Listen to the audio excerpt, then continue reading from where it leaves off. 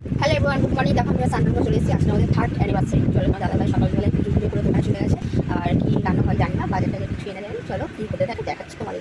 চলো দেখো, গোপসোনাকে এখানে স্নান টান করিয়ে খেতে দিয়ে দিয়েছে। আর বাদ বাকি ঠাকুরদেরকেও পুজো দিয়ে দিয়েছে সকালবেলায়। দুপুরবেলা কলার মনে একটা মিষ্টি দিয়ে দিয়েছে তোমার দাদাভাই। এই যে হাঁড়ি খোলার সেন্টটা যে খোলে সেই জানে সেন্টটা কত সুন্দর হয়। চলো দেখো কালারটা কি পুরো দোকানের মতন এসছে, অবশ্যই কমেন্ট করে জানিও। আর যারা যারা এটা খেতে ভালোবাসো অবশ্যই আমাদেরই চলে এসো। চলো দেখো এখানে একটা রিং আছে, রিংটা নিয়ে যাওয়া যাক। এই হলো বড়বাবুর হাতের রিংটা, কেমন হয়েছে অবশ্যই কমেন্ট করে জানাবে। আমার রিংটা দেখাচ্ছি।